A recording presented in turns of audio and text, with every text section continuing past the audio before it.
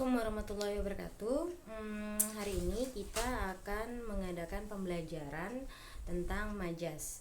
Kenapa majas harus kita pelajari dan apa itu majas? Majas sendiri itu adalah kata lain dari gaya bahasa. Nah, dalam bab di semester 2 atau kompetensi dasar yang ada di semester 2 ada materi puisi. Nah, jadi sebelum kalian belajar tentang puisi, maka kalian harus tahu majas yang merupakan salah satu unsur di dalam puisi. Oke.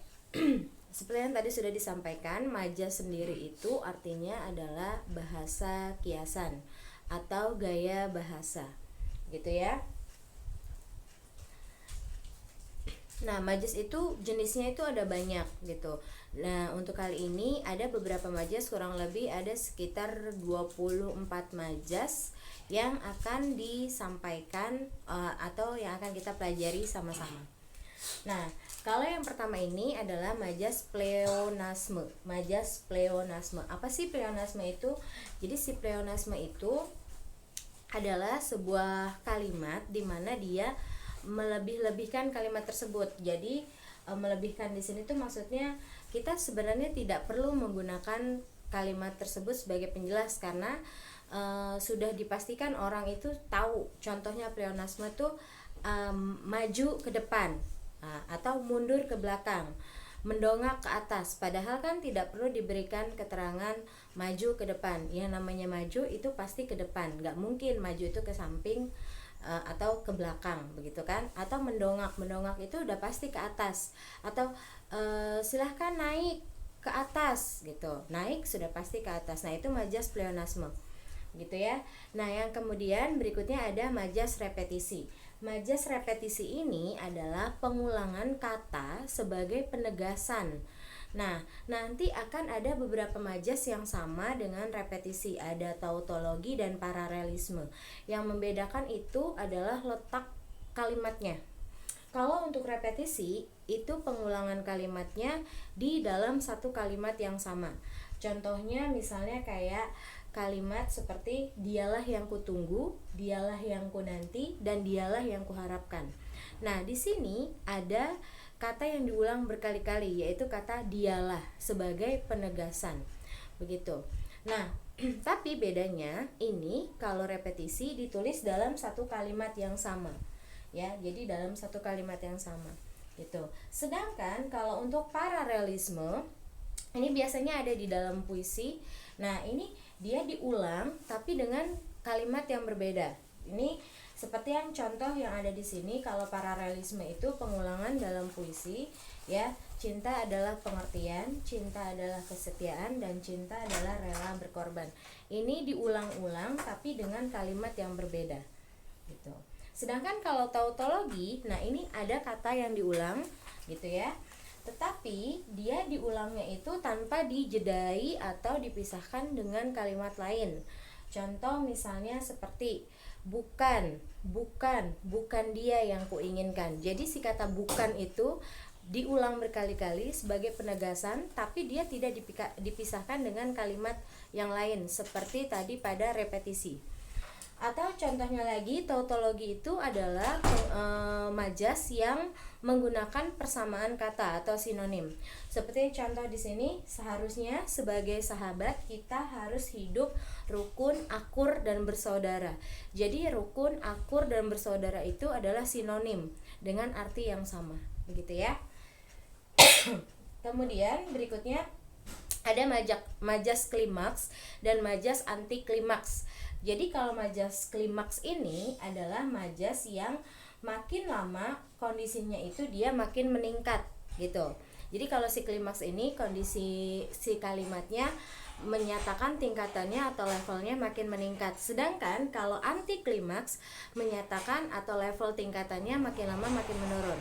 Contoh kalau klimaks itu misalnya dari anak-anak, orang tua, semuanya berkumpul di lapangan gitu. Anak-anak, orang tua kan itu levelnya dari yang paling bawah dulu kemudian ke atas. Atau para siswa, guru, dan kepala sekolah menerima penghargaan sebagai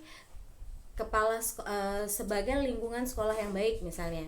Nah itu kan urutannya makin lama makin meningkat, dari siswa, kemudian guru, baru kepala sekolah gitu. Itu untuk yang klimaks. Sedangkan kalau yang anti klimaks itu kebalikannya, dia makin lama makin menurun. Contohnya misalnya seperti yang di sini disampaikan, di kota dan di desa hingga pelosok kampung semua merayakan HUT RI, di kota dan di desa hingga pelosok kampung. Jadi kan dia makin lama makin turun levelnya kan, atau tingkatannya. Atau misalnya juga contohnya misalnya seperti para lurah, RW dan ketua RT diminta untuk menghadiri rapat, itu kan makin lama makin menurun. Jadi kalau klimaks itu makin menaik, makin tinggi, kalau anti klimaks itu makin turun. Gitu ya. Kemudian yang berikutnya ada retorik. Nah, majas retorik ini adalah majas yang ciri khasnya menggunakan kalimat tanya. Hanya saja kalau retorik ini menggunakan kalimat tanya, dia sebenarnya retorik itu menggunakan kalimat tanya hanya untuk mempertegas aja. Jadi nggak perlu dijawab gitu. Orang kalau udah ditanyakan dengan majas retorik ini sebenarnya tidak membutuhkan jawaban. Misalnya contoh, seorang anak yang sedang kesal sama temannya, kemudian dia bilang, apakah ibu kamu perempuan sampai kamu tega menyakiti saya misalnya. Nah itu kan sebuah pertanyaan yang tidak perlu diberikan jawaban, yang namanya seorang ibu itu sudah pasti perempuan. Atau contoh lainnya lagi, misalnya apakah kita sudah siap mati gitu ya. Itu pertanyaan yang sebenarnya tanpa diberikan jawaban orang pun sudah tahu gitu. Jadi retorik itu lebih ke majas yang berupa tanda tanya atau merupakan pertanyaan gitu ya. Oke. Selanjutnya itu ada, nah ini majas alegori. Jadi kalau yang tadi berupa majas atau bahasa kiasan yang berupa menyatakan pernyataan, mempertegas. Nah, sedangkan kalau alegori ini salah satu majas yang membandingkan sesuatu, begitu ya. Jadi kalau alegori itu melukiskan sesuatu, menggambarkan sesuatu seolah-olah itu sama, padahal sebenarnya beda. Contoh misalnya gini, hidup kita itu kayak berlayar di lautan gitu. Kita itu seperti perahu yang sedang berlayar di lautan. Ketika kita berlayar, kita nggak akan tahu di tengah laut itu kita akan menghadapi apa. Apakah tiba-tiba ada badai, atau tiba-tiba kita tertabak karang yang besar, atau kondisinya aman-aman aja gitu. Jadi di sini mengibaratkan hidup manusia itu seperti sebuah perahu yang sedang berlayar di lautan. Nah, itu alegori gitu ya. Nah, kalau alusio alusio itu memperbandingkan, tapi dia lebih kayak pakai ungkapan, pakai kata peribahasa gitu ya. Misalnya kayak ini, hidupnya sudah berada di ujung tanduk gitu ya. Hidupnya sudah berada di ujung tanduk. Kata di ujung tanduk itu kan peribahasa yang ya tinggal tunggu aja kejatuhannya gitu ya. Atau misalnya contoh lainnya lagi seperti hubungannya dengan ayahnya dan ibunya seperti makan buah si malakama. Nah, makan buah si malakama ini maksudnya ya serba salah, kesini salah, ke situ salah gitu ya. Jadi kalau alusio itu lebih kepada peribahasa atau ungkapan, menggunakan peribahasa atau ungkapan. Oke, kita lanjut. Nah, ada simile atau simil. Nah, kalau simile ini gampang, yaitu majas yang di dalamnya itu, di dalam kalimatnya itu biasanya ada kata layak seperti bagaikan, bak, umpama. Nah, kalau ada kalimat yang menggunakan kata itu, udah dipastikan itu adalah majas simile. Misalnya seperti contohnya gini, kau umpama air dan aku umpama minyak. Atau seperti bak, kejatuhan bulan hidupnya begitu beruntung. Nah, kata bak di sini menyatakan dia adalah majas simile gitu ya. Kemudian yang berikutnya adalah majas metafora. Nah, majas metafora ini hati-hati, hampir sama sebenarnya sama alusio. Cuma bedanya kalau metafora ini lebih kayak pakai ungkapan atau kata denotatif gitu. Konotatif bukan denotatif. Seperti misalnya contoh yang di sini, dia adalah seorang lintah darat. Nah, lintah darat di sini artinya kan rentenir gitu, dan dia merupakan ungkapan. Atau misalnya hidup artis itu bagaikan sampah masyarakat. Sampah masyarakat di sini kan artinya tidak berguna gitu ya. Oke, jadi itu metafora. Atau misalnya lagi gampangnya gini, sang Dewi Malam keluar dari peraduan. Jadi Dewi Malam itu diibaratkan sama seperti bulan gitu. Oke, lanjut ya. Nah, kalau sinestesia kalian udah tahu hampir sama dengan perubahan makna kata. Jadi sinestesia itu berkaitan sama pertukaran indera manusia.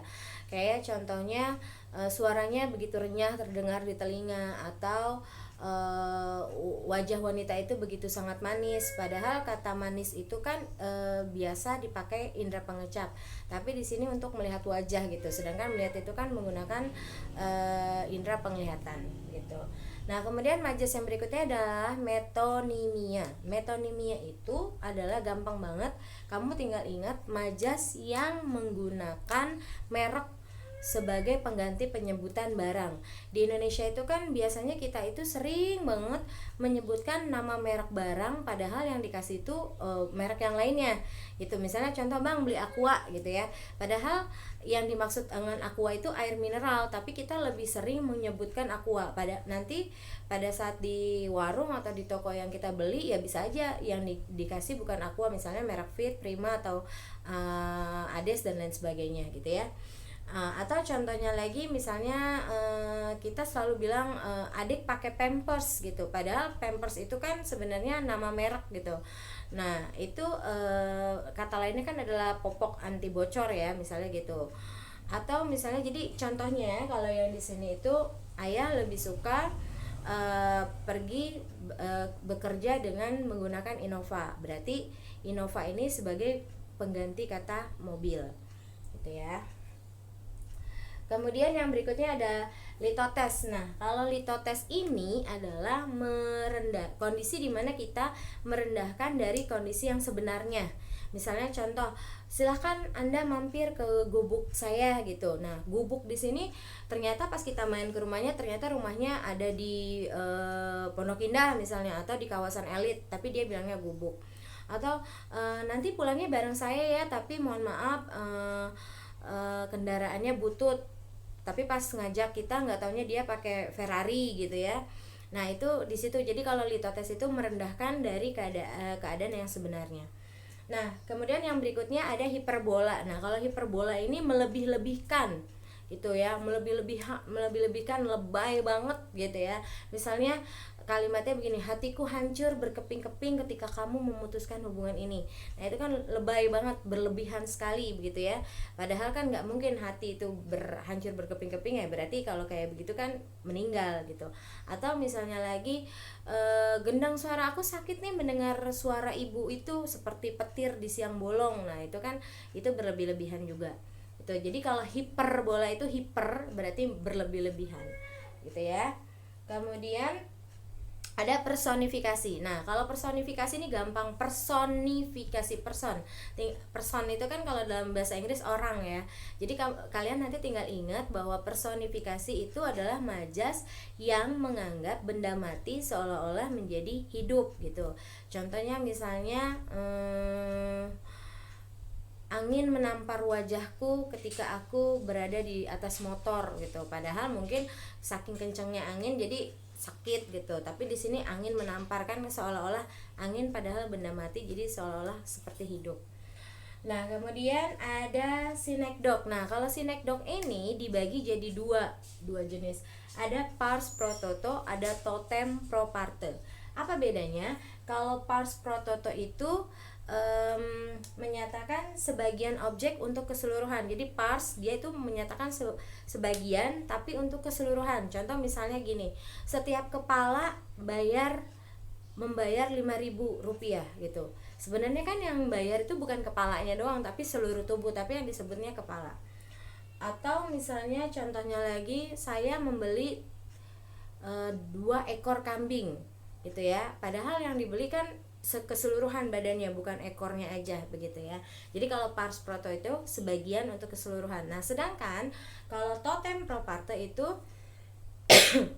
kebalikannya, keseluruhan untuk sebagian. Contoh misalnya gini, Indonesia memenangkan kejuaraan AFF di tahun 2018 misalnya. Nah, di sini kan sebenarnya yang menjuarai AFF itu kan para pesepak bolanya itu, timnya aja, tapi yang disebutkan Indonesia secara keseluruhan. Atau contohnya lainnya lagi misalnya kayak tim Saman contohnya lain misal Al Muslim, SMA Al Muslim memenangkan juara tari daerah se-Jabodetabek, padahal yang lomba itu kan hanya para siswa yang ikut ekskul Saman gitu. Tapi yang di sini disebutkan adalah SMA Al Muslimnya. Jadi kalau totem pro parte itu kebalikannya, keseluruhan untuk sebagian. Nah, ini yang berikutnya yang terakhir adalah eufemisme. Jadi majas ini adalah memperhalus kata, jadi terdengar lebih sopan gitu. Misalnya anak itu kurang pandai mengerjakan soal fisika gitu. Kurang pandai di sini kan adalah kata halus dari bahasa mohon maaf ya, bodoh misalnya gitu ya. Atau misalnya lagi apalagi contohnya misalnya misalnya disabilitas begitu ya. Itu kan kata lain dari memperhalus dari kata cacat begitu ya. Jadi ada kurang lebih tadi ada 7, kemudian ya kurang lebih ada 18 majas yang sudah dijelaskan. Nanti semoga kalian paham, semoga mengerti. Tetap semangat belajarnya. Assalamualaikum.